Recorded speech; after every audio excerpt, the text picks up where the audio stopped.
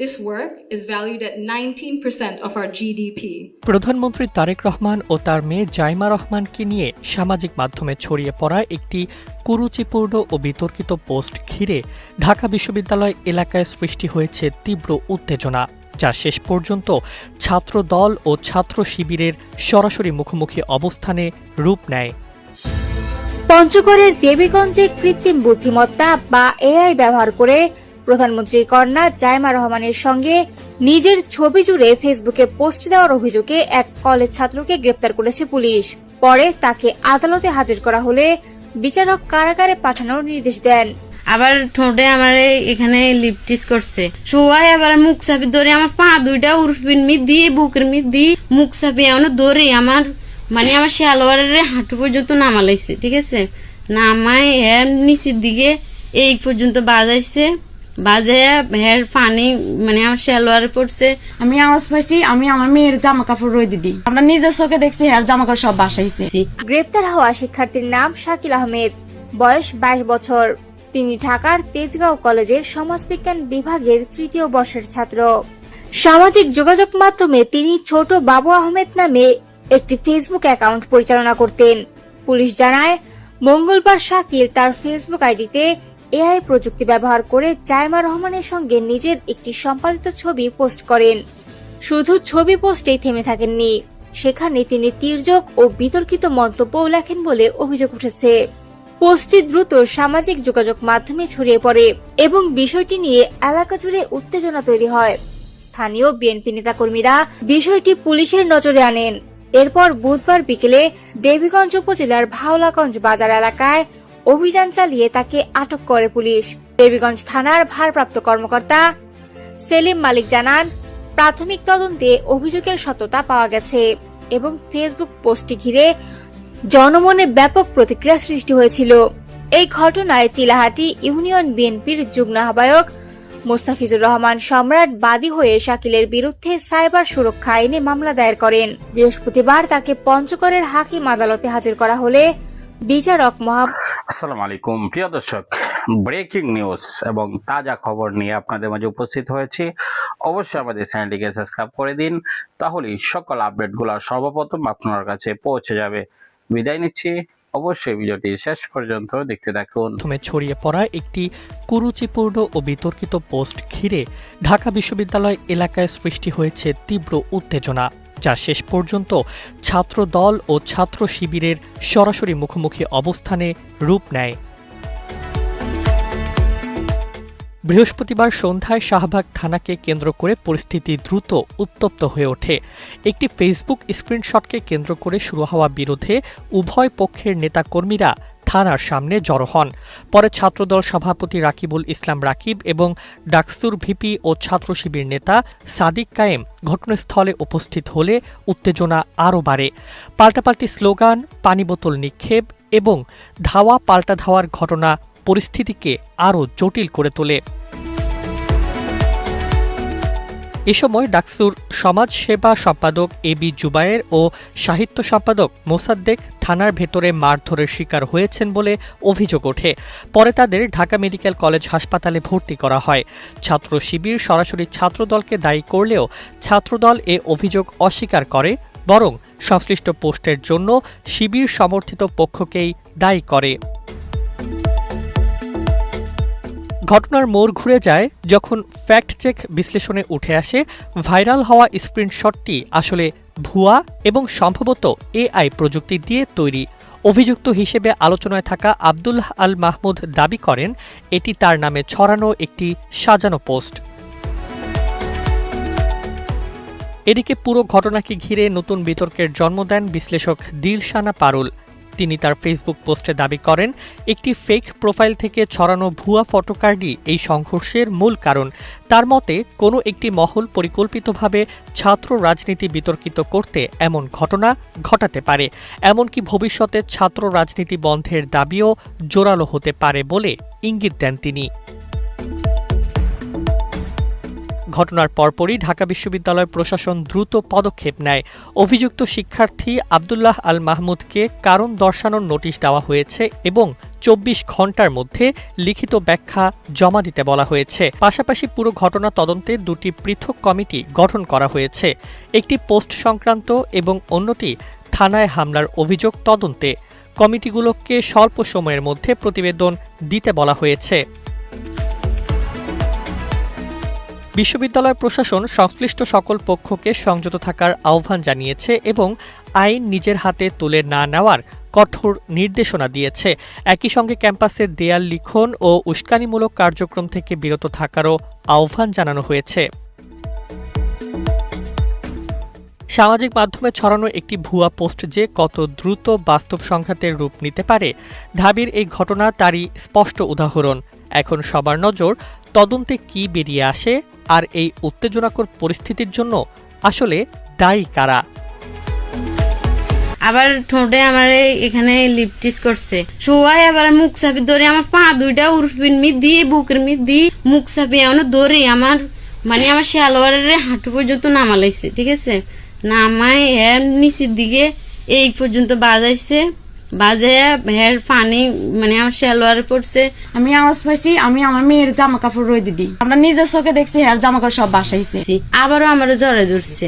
ঠিক আছে, পরে হ্যাঁ কি করছে, আমি যখন রাগারাগি করছি, আমি আপনার ছেলের আজকে কই দুমু, পরে আমার শ্বশুরের ঘর থেকে বাইরে গেছে। ইয়া করছে, আমু তো বাসে নাই, আমু কই জানি গিয়েছিল। তারপরে কই তুমি তাড়াতাড়ি যাও, অগ বাসায় মনে কাকার বোরে দৌড়ছে। ঠিক আছে, তারপর ও আর দাঁড়াই নাই, ও তাড়াতাড়ি করে কি ঘরে গেছে গা। তারপরে এটার পিছনে আমি গেছি। প্রায় 10 মাস আগে পারিবারিকভাবে বিয়ে হয় এই গৃহবধূর। বিয়ের পর স্বাভাবিকভাবেই চলছিল সংসার। তবে হঠাৎই তার ওপর কুদৃষ্টি পড়ে শ্বশুর মিলন মাঝির। স্বামী কাজের জন্য বাইরে এবং শাশুড়ি বেড়াতে যাওয়ার সুযোগকে কাজে লাগানোর অভিযোগ উঠেছে তার বিরুদ্ধে। সপ্তাহ বৃহস্পতিবার দিন দুপুর 1টা বাজে আমার শ্বশুর আসছে, আমার স্বামী আসছে, আমি দুজনকে ভাত দিছি, আমার জামাই ভাত খেয়ে চলে গেছে। পরে আমার শ্বশুরও ভাত খাইছে। আমার শ্বশুরে ভাত দিছি, আমি বিকাল 4টা বাজে চা বানাইতে গেছি। যখন চা বানাইতাম গেছি, আমার শ্বশুর আসি আমার পিছন থেকে জড়াই ধরছে না, জড়াই ধরে আমার একটা এখানে গালের এখানে একটা কিস করছে, এখানে 2টাই কিস করছে, আবার ঠোঁটে আমার এখানে লিপটিস করছে।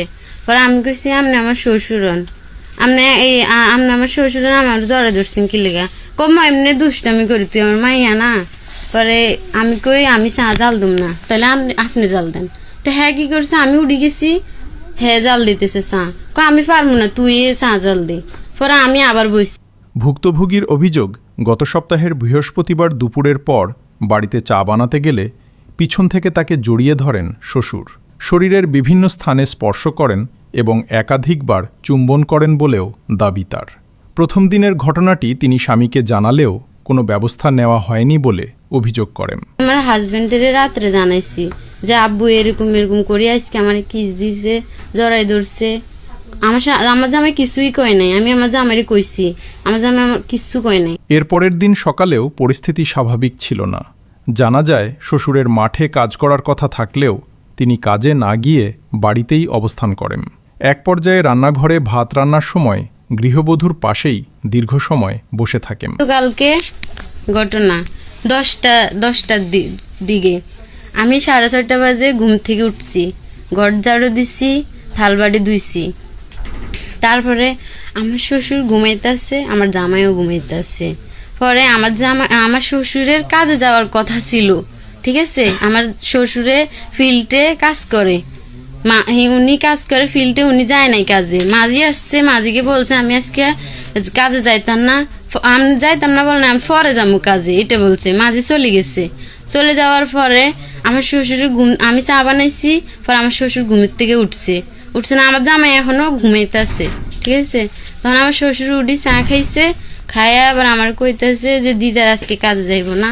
পরে আমার এই শ্বশুরে বলতেছে যে প্রতিদিন কি নাটক করে নাকি, আমি ফিল্ডেতে না একবার কাজ শেষ করিলে তারপর নাটক শেষ করবো একবারে। পরে এডি আমার শ্বশুরে নানান ধরনের কথা কইছে, সংসারে টিয়া দেয় না, কিস্তি চালা। পরে আমার জামাই ঘুম থেকে উঠে গেছে, উঠি কি করেছে চা খাইয়া আমার জামাই গাড়ি লিয়ে চলে গেছে। অভিযোগ রয়েছে এ সময় শ্বশুরের মোবাইলে একাধিক ফোন এলে তা রিসিভ করতে ঘরের ভেতরে যান গৃহবধূ। সেই সুযোগে পিছন থেকে আবারও তাকে জড়িয়ে ধরেন মিলন মাঝি। আমি ভাত রাঁধতেছি, আমার ভাত উতরে গেছে। আমার শ্বশুরি গিয়েছে বাথরুম থেকে আইসে আমার ফাঁসে বইছে, ফাঁসে ফিরাটা লইয়া ফাঁসে বইছে। আমার প্রায় 1 ঘন্টার মতন বসে রয়েছে। 2টা সিগারেট খাইছে আমার শ্বশুরে। আমি কিচ্ছু কই না, আমার দরকার কি, উনি বসে রয়েছে ওনার মতন। পরে উনি সিগারেট খাইতেছে, ওনার একটা কল আসছে। কল একটা না 2টা কল আসছে। 3টার কালে আমি কইতেছি আব্বু আপনার কল আইছে, আপনি ধরতেছেন না কা? কইতেছে যে মাঝি কল দিছে, ধরতাম না, আমি কাজে যাইতাম না আজ। তা আমি কই মাঝিরে এই সময় মানা করে দেন না কেন?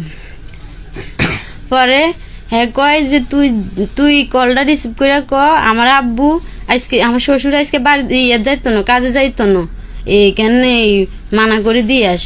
পরে আমি মোবাইল ধরতাম গেছি সামনের বারান্দায়, এর মধ্যে এই ড্রেসিং টেবিলে মোবাইল রাখা আছে চার্জে। এক পর্যায়ে তার মুখ চেপে ধরে বারান্দা থেকে ঘরের ভেতরে নিয়ে যান। গৃহবধূর দাবি, ঘরের ভেতরে নিয়ে ফ্রিজের পাশের মেঝেতে তাকে ফেলে দেন অভিযুক্ত। মুখ চেপে ধরে শারীরিক নির্যাতন চালান এবং তার সেলোয়ার টেনে নামিয়ে দেন। আমি কল ধরতাম গেছি, আমি মানা করি দুমু, এমন সময় মোবাইল হাতে লইছি। এমন সময় আমার শ্বশুর পিছন থেকে আমার জড়াই ধরছে। আমি সামনের থেকে ফিরছি না, দিয়ে আমার শ্বশুর আমার জড়াই ধরছে। পরে আমি কি করছি, আমি কি করেন ছাড়েন করছি। আমার শ্বশুর আমার মুখ ধরিয়ে লাগছে, আমার মুখ ছাপিয়ে এমন বাজে রাখছে, আমার মুখ কোনো শব্দ আইতেছে না, বুঝছেন? আমি এমন ব্যথা পাইতেছি, আমার দাঁতের রক্ত জর্জর করে পড়তেছে, আমার দাঁতের সালের মধ্যে আমি ব্যথা পাইছি, অনেক রক্ত বাড়ি গেছে। মুখ এমন বাজে ধরছে, আমি কোনো নিঃশ্বাসে পালাইতে পারি না।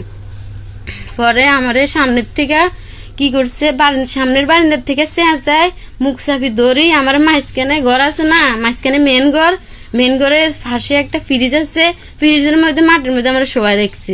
এক পর্যায়ে নিজের ছেলের স্ত্রীকে জোরপূর্বক লালসার শিকার করেন বলে অভিযোগ। এ সময় বাইরে থেকে চিৎকারের শব্দ শুনতে পান 2 প্রতিবেশী নারী। প্রথমে ভয়ে ঘরে প্রবেশ না করলেও পরে সাহস করে ভেতরে গিয়ে আপত্তিকর অবস্থায় তাদের দেখতে পান বলে জানান তারা। এবার মুখ চাপি ধরে আমার পা 2টা উরফিন মিট দিয়ে বুকের মিট দিয়ে হেতে আমার পা উরফে বুকের মধ্যে বসছে।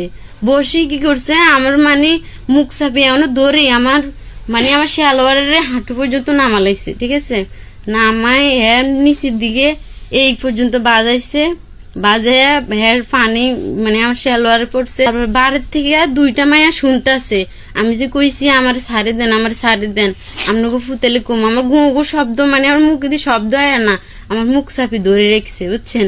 পরে বাইরের থেকে 2টা মাইয়া এরকম ডেলনা আছে না, ডেলনা দিয়ে ওরা শুনতে আছে আড়ালে, কি কিসের শব্দ। ওরা ভয়ে ঘরে আসে না, কারণ আমাকে ঘর একা ফাঁকা, ওরা ভয়ে আসে না, কি না কি ভাবে, বুঝছেন? ওরা দাঁড়ানিতে আছে।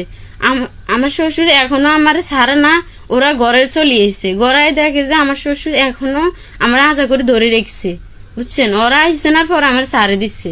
সারে দেওয়ার পরে আমার কইতেছে ভাবি আপনার কি হয়েছে, আমি পরে আমার শ্বশুর কইতেছে যে ওর ঘুরানি উঠছে, ওর বলে মাথা ঘুরে হিয়ার লেগ কেড়ে। তাদের উপস্থিতি টের পেয়ে অভিযুক্ত পরিস্থিতি ভিন্নভাবে উপস্থাপনের চেষ্টা করেন বলে অভিযোগ রয়েছে। ঘটনার পর ভুক্তভোগী শারীরিকভাবে অসুস্থ হয়ে পড়েন। আমার চুল টুল সবাই লেনে আসছিল, আমার সেলোয়ার এতটুকু নামে নাছিল, আমি উঠে লাইছি জনরাইছি, বুঝছেন? আমার চোখ দিয়ে পানি পড়তেছে, রক্ত জড়তেছে। তখন আমার শ্বশুর কইতেছে আমার, বুঝছেন, আমি আওয়াজ পাইছি, আমি আমার মেয়ের জামা কাপড় রয়ে দিদি হের পরে যাই। আমি ভয়ে এদিকেও তাকাই, আমার শাশুড়ি ডাকে না লাই, ওদিকেও তাকাই, বুঝছেন? হের পরে ও ডাকতেছে আমার বাঁচাও, কেউ আছে আমার বাঁচাও, ও খালি কইতেছে চুপ কর তোর কে আইব বাঁচাইতে, বুঝছেন? হের পরে এগুলো কইতেছে। আমি ঘরে আইসি, আমার শাশুড়ি ঘরে আইসা হের পরে ওরে দেখছি, আমি দেখছি ঝাড়ু লইয়া না কি লইয়া ধারে রয়েছে। তো আমি কই, বুঝছেন, এটার পিছনে আমি গেছি, আমি যাই। এরপর ও দেখছি, ও আবার বলে আমার কাকারে বলছে, এই কাকা আপনি ওরা আজা করে ধরি রাখছেন কেন লাগা? পরে যাই এগুলা বলছিল, পরে যাই ও তবু সারে না, আজা করে ধরি রাখছে। তার মুখে আঘাতের চিহ্ন এবং রক্তক্ষরণের কথাও জানা গেছে। এই ঘটনায় এলাকায় চাঞ্চল্যের সৃষ্টি হয়েছে। দড়ি রাখছে যে দেখছি নিজে তো চোখে দেখছো?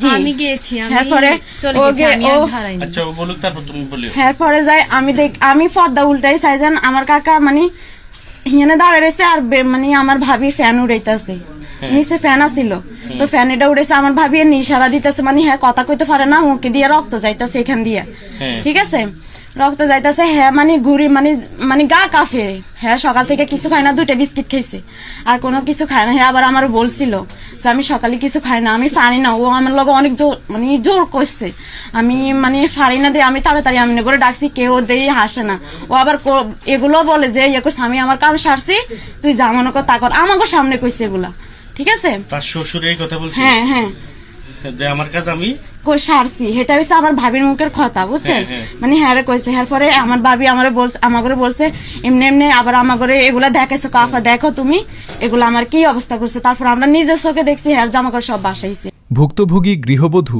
লম্পট শ্বশুরের দৃষ্টান্তমূলক শাস্তি দাবি করেছেন। তার ভাষ্য, ঘটনার সুষ্ঠু বিচার না হলে সমাজে এমন অপরাধ সম্পূর্ণ ভিডিওটি দেখলেন, বুঝতে পেরেছেন ভিডিওটি গুরুত্বপূর্ণ ছিল, তাই সকলেই ভিডিওটি শেয়ার করে দিবেন। অবশ্যই ভিডিওটি সম্বন্ধে আপনাদের মতামত জানাবেন এবং লাইক শেয়ার সাবস্ক্রাইব করে আমাদের পাশেই থাকবেন। আসসালামু আলাইকুম।